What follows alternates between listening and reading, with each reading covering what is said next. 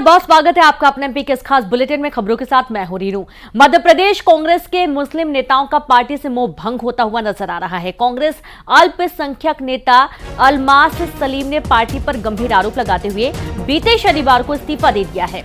अलमास सलीम ने PCC chief Jitu Patwari को त्यागपत्र लिखते हुए कहा कि कांग्रेस पार्टी ने मुस्लिम समाज की उपेक्षा की और सिर्फ वोट बैंक समझा। ये बहुत चिंताजनक है।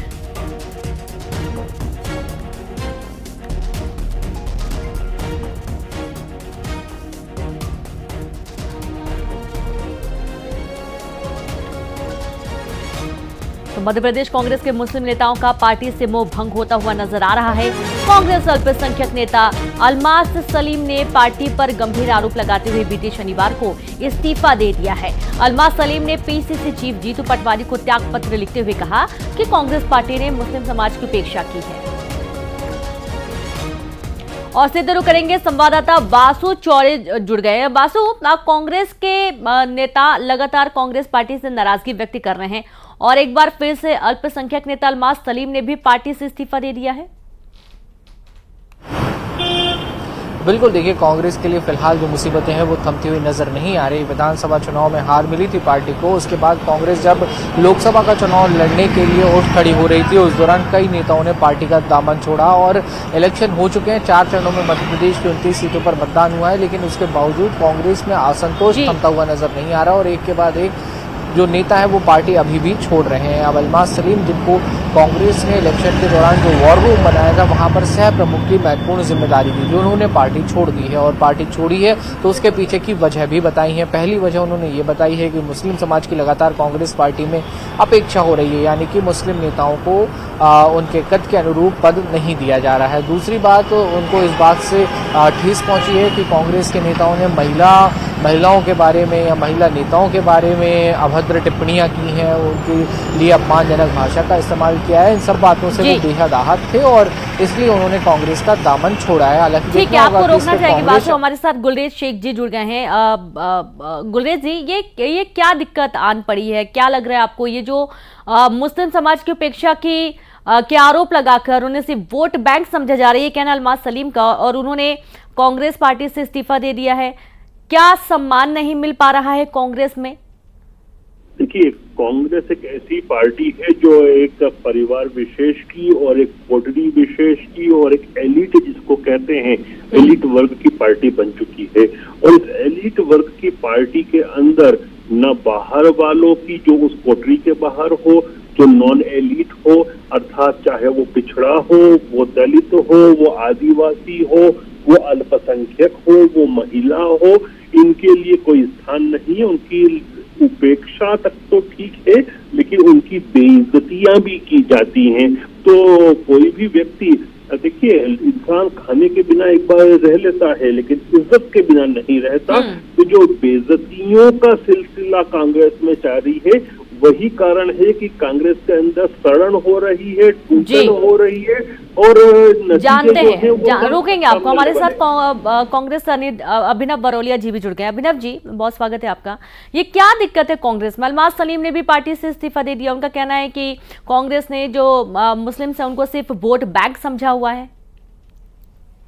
देखिए, मुझे ऐसा लगता है कि ये इतना जिस तरीके से प्रोपोगंडा क्रिएट किया जा रहा है, एक लोकतंत्र का परस चल रहा है। लोग आते हैं, जाते हैं। मैं पहले भी इस बारे में कई बार बोल चुका हूं। जब विधानसभा चुनाव हो रहे थे तो भोपाल की सड़कें जाम रहती थी। कई बड़े सीनियर लीडर्स आए, कई नेता आए, विधायक आए। तो ये अभी जैसे कांग्रेस के समय पर भी हुआ, उसमें अगर कोई किसी पे आरोप प्रत्यारोप लगा के जा रहा है तो ये उसकी खुद की सोच होगी। अलमास सलीम को कांग्रेस पार्टी ने जो पद दे सकते थे सब कुछ दिया। उन्हें प्रवक्ता बनाया, उन्हें को चेयरमैन बनाया, एक छोटी उम्र में यहाँ तक पहुंचे। आज मेरे को 22 साल हो चुके हैं NSUI से, मैं यहाँ पर हूँ और प्रवक्ता हूँ अभी। लगातार पार्टी की सेवा कर रहा हूँ सुबह से रात तक। मुझे कोई अपेक्षा नहीं है, मैं अपनी पार्टी को मजबूत करने के लिए यहाँ पे लड़ना चाहता हूँ। लेकिन अलमास सलीम जी की सोच हो सकता है कि कुछ और हो, उनकी इच्छा। देखिए, हर इंसान की अपनी सोच होती है। वो अपनी सोच के साथ किसी पे आरोप लगाकर कहीं और जाना चाहते होंगे। उनकी सोच उनको मुबारक, और उनके आगे के भविष्य के लिए मैं कामना भी करता हूँ। इससे ज्यादा हम कुछ नहीं कर सकते मैडम। ये कोई ऐसा मुद्दा नहीं है। बस उनको किसी पे आरोप लगा के मत जाओ। आपकी इच्छा है। सीधी सी बात है, अगर कोई पार्टी छोड़ेगा तो कुछ तो आधार बताएगा, जाहिर सी बात है। अभिनव जी, बहुत शुक्रिया आपका हमसे जुड़ने के लिए, और आपका भी बहुत शुक्रिया गुलरेज जी हमसे जुड़ने के लिए। और चलिए अब आगे बढ़ेंगे, जहां पर देवास में युवक को लोगों ने पकड़ा। प्रतिबंधित मांस के साथ युवक को पकड़ा गया है। मौके पर पहुंची पुलिस जांच में जुटी है। बरोटा थाना क्षेत्र का ये पूरा मामला बताया जा रहा है, जहां पर प्रतिबंधित मांस के साथ युवक को पकड़ा गया है। बड़ी खबर आपको दे रहे हैं देवास से, जहां युवक को लोगों ने पकड़ लिया। प्रतिबंधित मांस लेकर जा रहा था युवक और इसे पकड़ लिया गया। पुलिस मौके पर पहुंची, युवक को हिरासत में लिया गया और अब मामले की जांच की जा रही है। आप ये देखिए, जो प्रतिबंधित मांस है इसे ये ले जाने का काम कर रहा था। वालों ने एक व्यक्ति को भी पकड़ा है, उसे अभी थाना भेज दिया गया। उसने अभी अपना नाम अमील बताया है और बाकी कार्रवाई कर रहे हैं। गांव वालों ने ही उसको पकड़ा था, वैधानिक कार्रवाई कर रहे हैं। सभी लोग शांति प्रियता से इस कार्रवाई में सहयोग कर रहे हैं। जबलपुर में शोरूम में लगी भीषण आग। बैग के शोरूम में आग लगी है। आग पर काबू पाने में जुटी दमकल की कई गाड़ियां। आग की चपेट में 2 दुकानें भी आ गई। आसपास कई बड़े शोरूम बताए जा रहे हैं। शॉर्ट सर्किट से आग लगने की आशंका व्यक्त की गई है। बड़ी खबर आपको दे रहे हैं जबलपुर से, जहां पर शोरूम में भीषण आग लग गई। बैंक के शोरूम में आग लगने का ये पूरा मामला सामने आया है। आग पर काबू पाने की कोशिश में दमकल की कई गाड़ियां लगी रहीं और आग की चपेट में 2 दुकानें आ गईं। आसपास कई बड़े शोरूम भी बताए जा रहे हैं। शॉर्ट सर्किट से आग लगने की आशंका, और ये एक्सक्लूसिव तस्वीरें आप देखिए। संवाददाता पवन पटेल जुड़ गए। पवन, क्या कुछ स्थिति इस वक्त, क्योंकि हम देख पा रहे हैं बहुत घनी मार्केट है और धधक रही है आग बाहर की तरफ भी। जी बिल्कुल रेणु, ये शहर का मुख्य मार्केट है। बड़ा फुहारा क्षेत्र से लगा हुआ लॉर्डगंज का मार्केट है, जहां पर यह घटना हुई है। सुबह तकरीबन 10 बजे चीप बैग हाउस, एक बड़ा शोरूम है बैग का, वहां पर यह घटना हुई थी, जिसके बाद में आग आसपास की दुकानों में भी फैल गई और लगभग 3 दुकानें इसकी चपेट में आ गईं। और इस घटना में जो है कोई जनहानि नहीं हुई। सुबह का वक्त था, उस समय मार्केट खुला नहीं था, इसीलिए भीड़ भाड़ नहीं थी। जिसके बाद में आग बुझाने के प्रयास शुरू हुए। दमकल विभाग की 2 दर्जन से ज्यादा ट्रिप पानी इसको बुझाने में लगा है। फिलहाल आग जो है काफी हद तक बुझा ली गई है और अब वहां पर जो है पुलिस और फायर ब्रिगेड के अधिकारी दुकान के अंदर जाकर चेक कर रहे हैं कि कहीं और आग लगी ना हो, ताकि आसपास के लोगों को भी खतरा ना हो। फिलहाल ये एक बड़ी घटना है और जो सुबह सुबह हुई है, हालात काबू में है और जांच जारी है। जी बिल्कुल, जांच जारी है और आग काबू में कर ली गई है। लेकिन हम देख पा रहे हैं कि बहुत भीषण आग लगी हुई थी। एक बहुत बड़ा घटनाक्रम हो सकता था, किसी की जान भी जा सकती थी, लेकिन गनीमत रही कि ऐसा कुछ नहीं हुआ। बहुत शुक्रिया आपका तमाम जानकारी साझा करने के लिए। हरदा में कर्ज से परेशान क्लर्क ने जान दे दी। क्लर्क ने फांसी लगाकर जान दे दी। प्राइवेट बैंक से क्लर्क ने कर्ज लिया हुआ था। आबकारी विभाग में ये तैनात था। सिटी कोतवाली पुलिस मामले की जांच में जुट गई है कि आखिरकार क्या कुछ बेसिक कारण थे क्लर्क के जान देने के। हरदा में कर्ज से परेशान क्लर्क ने जान दे दी। क्लर्क ने फांसी लगाकर दी जान। प्राइवेट बैंक से क्लर्क ने कर्ज ले रखा था। आबकारी विभाग में तैनात था क्लर्क। सिटी कोतवाली पुलिस मामले की जांच में जुट गई है।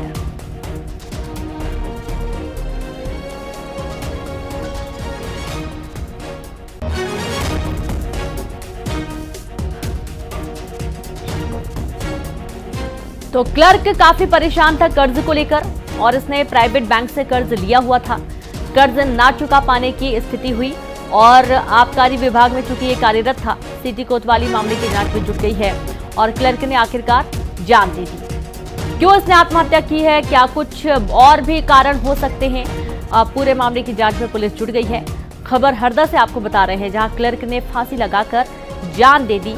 और संवाददाता प्रवीण तंवर जुड़ गए। प्रवीण, क्या कुछ कारण थे, क्लर्क ने आत्महत्या क्यों की? जी रेणु जी, ये जो पूरा मामला है ये हरदा की सोकल कॉलोनी का रहने वाला है। यहाँ पर ये आबकारी विभाग में जो पदस्थ क्लर्क थे राजकुमार मालवी, ये अपने पूरे परिवार के साथ वहाँ पर रहते थे। इनके भाइयों का परिवार भी इनके साथ रहता था। देर रात इन्होंने खाना खाया और ये खाना खा के ऊपर वाले कमरे में सो गए। लेकिन आज सुबह जब परिजनों ने देखा कि वो काफी देर तक आए नहीं, जागे नहीं, उसके बाद जब परिजनों ने देखा तो ये फांसी के फंदे पर लटके हुए वहां मिले। तो तत्काल पुलिस को सूचना दी और पुलिस ने शव को जो है जिला अस्पताल पीएम के लिए भेजा। लेकिन इस पूरे मामले में परिजनों का ये कहना है कि राजकुमार ने प्राइवेट बैंक से कर्ज ले रखा था, जिसके कारण वो काफी मानसिक रूप से परेशान थे, क्योंकि प्राइवेट बैंक के जो एजेंट है वो उनको कर्ज वसूली के लिए लगातार परेशान कर रहे थे। तो पुलिस ने ये एंगल भी जांच में लिया है फिलहाल, लेकिन अभी कोई ऐसा कारण स्पष्ट नहीं हो पाया कि उन्होंने किस कारण से आत्महत्या करी है। फिलहाल सिटी कोतवाली पुलिस ने इस पूरे मामले में जो है मर्ग कायम कर लिया। चूंकि शासकीय कर्मचारी हैं तो इस पूरे मामले में पुलिस भी जो है गंभीरता से जांच कर रही है। जी रेणु जी, बहुत शुक्रिया आपका प्रवीण तमाम जानकारी के लिए। तो जाहिर सी बात है, शासकीय कर्मचारी हैं, कर्जे से काफी परेशान हो गए थे, प्राइवेट बैंक से कर्जा ले रखा था और इस वजह से आत्महत्या किए जाने की आशंका व्यक्त की जा रही है। हालांकि पुलिस पूरे मामले की गंभीरता से जांच में जुटी है। शाजापुर से खबर है, जहां पर जंगल में आग लग गई। वन विभाग के जंगल में लगी आग, दमकल की टीम मौके पर पहुंची और लोगों की मदद से आग को बुझाया गया। आग लगने का कारण अभी अज्ञात है। शाजापुर के जेठड़ा के पास आग लगने की घटना हुई है और गर्मियों के मौसम में अक्सर ये देखा जाता है, जहां पर सूखे पेड़ पौधे होते, सूखी पत्तियां होती, वहां पर तेजी से आग फैल जाती है। लेकिन यहाँ पर आग लगी कैसे, ये एक बहुत बड़ा सवाल है और एक बहुत बड़ा एरिया आग की चपेट में आ गया। ग्रामीणों की मदद से भी दमकल की टीम ने आग को बुझाने के तमाम प्रयास किए। शुजालपुर के जेठड़ा के पास आग लगने का मामला सामने आया। नीमच के लहसुन मंडी में मारपीट करने और तलवार लहराने वालों के खिलाफ पुलिस ने केस दर्ज किया है। मंडी में हम्मालों पर व्यापारी संघ के कर्मचारी के साथ मारपीट करने का आरोप लगा। बताया जा रहा है कि बोरी में सफेद और काली लहसुन मिलाने को लेकर विवाद हुआ, जिसके बाद बघाना निवासी मंडी व्यापारी संघ से जुड़े कर्मचारी राहुल पर हम्मालों ने हमला कर दिया और मंडी में तलवार लहराई गई।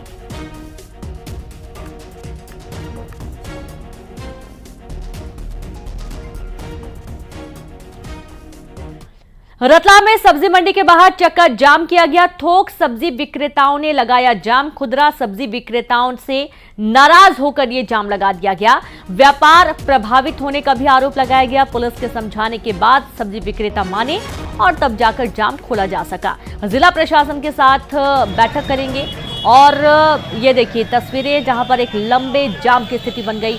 लोगों को इससे काफी परेशानी हुई। जो आम आदमी है वो यहां से निकलता है, चूंकि मेन ये चौराहा है और यहां से निकलने के दौरान जाम की स्थिति बनी और जाम के चलते कई लोग परेशान नजर आए। तो देखिए किस तरीके से कई वाहन रुके हुए हैं। पुलिस मौके पर पहुंची, लोगों को समझाइश दी गई, तब जाकर ये जाम खोला जा सका।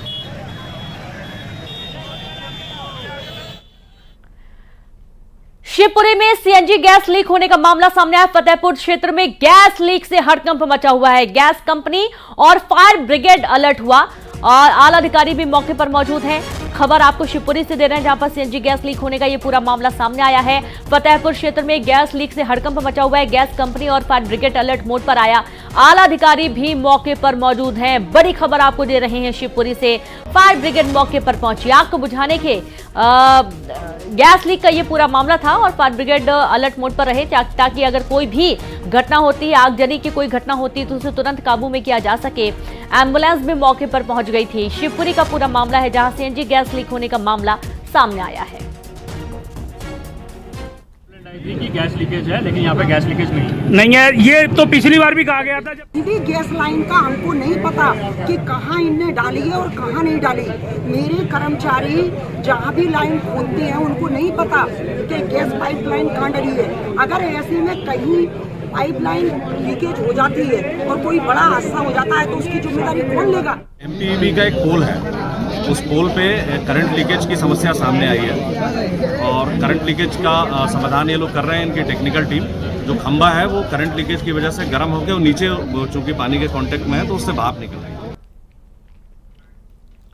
छतरपुर में 20,000 का फरार इनामी गिरफ्तार कर लिया गया। कुख्यात बदमाश सागर से किया गया गिरफ्तार। 36 अधिक संगीन मामले बदमाश पर दर्ज हैं, जहां पिछले दिनों अवैध संपत्ति पर चला था बुलडोजर। सिटी कोतवाली पुलिस की विशेष टीम ने गिरफ्तार किया। तो छतरपुर का ये पूरा मामला है, जहां छतरपुर में 20,000 का फरार इनामी गिरफ्तार किया गया। कुख्यात बदमाश सागर से गिरफ्तार किया गया है। 36 अधिक संगीन मामले बदमाश पर दर्ज हैं। पिछले दिनों अवैध संपत्ति पर बुलडोजर चलाया था। सिटी कोतवाली पुलिस की विशेष टीम ने गिरफ्तार किया है।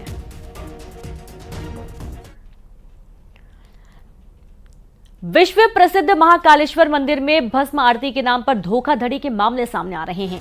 मुंबई की एक महिला श्रद्धालु ने उज्जैन कलेक्टर को शिकायत दर्ज कराई है। महिला ने महाकाल मंदिर के पुरोहित पर भस्म आरती में शामिल होने के लिए 1500 रुपए मांगने का आरोप लगाया। महिला ने इसका एक ऑडियो भी सौंपा है। ऑडियो मिलते ही उज्जैन कलेक्टर ने मंदिर प्रशासक मृणाल मीना को मामले की जांच सौंप दी है। तो मैंने राजेंद्र जोशी जी को फ़ोन लगाया, जो महाकाल मंदिर में पुजारी जी हैं। फिर उन्होंने मुझे बोला कि जो 200 का टिकट है, 200 या 250 कुछ है, उसका रेट है, ऑनलाइन सरकार ने तय किया है। तो उन्होंने बोला कि हमें उसके 1500 देने होंगे। मैं काफ़ी शॉक्ड हो गई ये सुनकर कि ऐसा क्यों है, 1500 क्यों है। तो मैंने उनसे पूछा कि आप 1500 इसका क्यों मांग रहे हो, ये 2 या 250 का टिकट है, भले 500 हो सकते हैं, 700 पर 1500 क्यों। तब वो बहुत गुस्सा हो गए मेरे ऊपर और उन्होंने बोला फ़ोन रख दो, आपको देना है तो दो या फ़ोन रख दो। मुझे समझ में नहीं आया। तब मुझे ऐसा लगा कि ये समस्या कई लोगों के साथ हो रही है। ऐसी एक शिकायत प्राप्त हुई है, इसको प्रशासक को भेजा गया कि वो जांच करें और अनाधिकृत रूप से ऐसी राशि की मांग की जाती है तो इसमें कार्रवाई भी करें। इसके अलावा पूरी टीम द्वारा रेगुलर चेकिंग के भी निर्देश दिए गए हैं कि आकस्मिक रूप से जो भक्त बैठे हैं नदी घाट में या फिर भस्म आरती के दौरान, तो उन पर आकस्मिक रूप से चेक भी करें और उनसे पूछें कि उनके द्वारा कहीं पर राशि तो नहीं। धार में भोजशाला का 59वें दिन भी सर्वे लगातार जारी है। एएसआई के 20 अधिकारी, 40 मजदूर मौके पर मौजूद हैं। सर्वे में हिंदू मुस्लिम पक्षकार भी मौजूद हैं। गर्भगृह और बाहर की तरफ सर्वे किया जा रहा है। अब चूंकि लगातार धार की भोजशाला में सर्वे हो रहा है, हिंदू मुस्लिम पक्षकार भी मौके पर पहुंचते हैं और जो सर्वे की टीम है ये सुबह से ही पहुंच जाती है। और अब देखिए 59वां दिन जब सर्वे का काम किया जा रहा है, तकरीबन 2 महीने अब पूरे होने वाले हैं। पहले ही सर्वे की तारीख बढ़ाई गई है और अभी भी लगातार सर्वे हो रहा है। एएसआई के 20 अधिकारी, 40 मजदूर मौके पर मौजूद। सर्वे में हिंदू मुस्लिम पक्षकार भी मौके पर मौजूद हैं। गर्भगृह और बाहर की तरफ सर्वे का काम हो रहा है।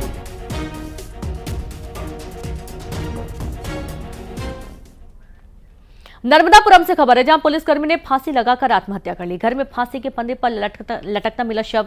हरदा में एडिशनल एसपी का ड्राइवर था मृतक। पुलिसकर्मी के आत्महत्या का कारण फिलहाल अज्ञात है। नंद बिहार कॉलोनी का ये पूरा मामला सामने आया है। नर्मदापुरम से बड़ी खबर आपको दे रहे हैं, जहां पुलिसकर्मी ने फांसी लगाकर आत्महत्या की।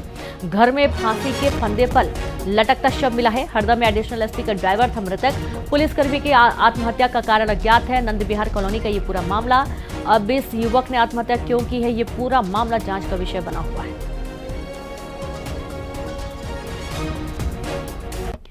इंदौर में जहरीली शराब बनाने वाले 2 लोगों को गिरफ्तार किया गया है। जहरीली शराब बनाकर बेचते थे पिता पुत्र। जहरीली शराब के साथ अन्य सामान भी जब्त किया गया है। तेजाजी नगर थाना पुलिस की कार्रवाई हुई है। बड़ी खबर इंदौर से है। इंदौर में जहरीली शराब बनाने वाले 2 लोगों को गिरफ्तार किया गया। जहरीली शराब बनाकर बेचते थे पिता पुत्र। जहरीली शराब के साथ ही अन्य सामान भी जब्त किया गया है। खबर इंदौर से है।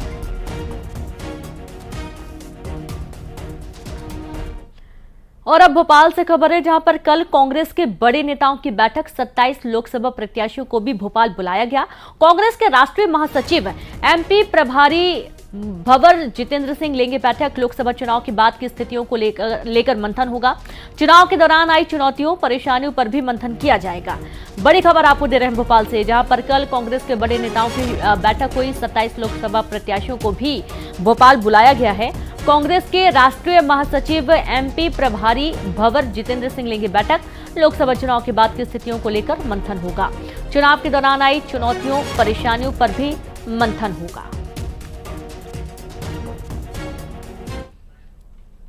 मंडला में हरे भरे पेड़ अब मदद की गुहार लगा रहे हैं। महाराजपुर सड़क के चौड़ीकरण का काम हो रहा है और नगर पालिका सड़क की जद में आ रहे हरे भरे फलदार पेड़ों को काट रहा है। अब तक 12 से ज्यादा पेड़ों को काटा जा चुका है, जिसको लेकर पर्यावरण प्रेमियों ने रोष जताया है। लोगों ने बचे हुए पेड़ों पर अलग अलग स्लोगन लिखकर पेड़ ना काटने की गुहार लगाई है। पर्यावरण प्रेमियों की माने तो विकास सभी को चाहिए, पर ऐसा विकास नहीं चाहिए जिसमें जीवन देने वाले पेड़ों का ही कत्ल हो जाए। आज नगर पालिका की तरफ से जो व्यवस्थाएं होनी चाहिए कि आप पेड़ काट रहे हैं तो उसके पहले पेड़ लगाएं, उनकी व्यवस्था बनाएं, लेकिन आपने सिर्फ पेड़ काटा है लेकिन पेड़ को लगाया नहीं, उसको उगाया नहीं। तो ये मंडला की जनता कब तक इस चीज़ को सहन करेगी? 50 वर्ष पुराने भी जो पेड़ थे उनको भी रोड चौड़ी करने के नाम से काट काट के नीचे गिराए जा रहे हैं। दूसरी चीज़, पेड़ तो आपने काट दिया, नया पेड़ आप तैयार नहीं कर पा रहे हैं। आप मंडला का पूरा शहर घूम लीजिए, आपको कोई भी पुराना पेड़ नहीं मिलेगा जिसके नीचे आप खड़े हो सकें। यहाँ पे पोस्टर लगाए हुए हैं कि आपने मुझसे बहुत कुछ लिया, आपने मुझे क्या दिया। पेड़ ये कहना चाह रहे हैं, आप जानते हैं पेड़ हमें क्या देते हैं, है ना। उसके बाद भी आप देख रहे हैं कि ये कितने लगभग 30, 40, 50 वर्ष पुराने वृक्ष इतनी निर्दयता से काटे जा रहे हैं बिना किसी वैकल्पिक उपाय जिनको बचाया जा सकता था। जो सड़कों के बीचों बीच में पेड़ आएगा तो उसको काटा जा रहा है, लेकिन जो सड़क के किनारे में अगर थोड़ा बहुत आता है जिसको बचाया जा सकता है उसको बचा देंगे। और चलिए अब देखेंगे टॉप 20 खबरें तेज अंदाज में।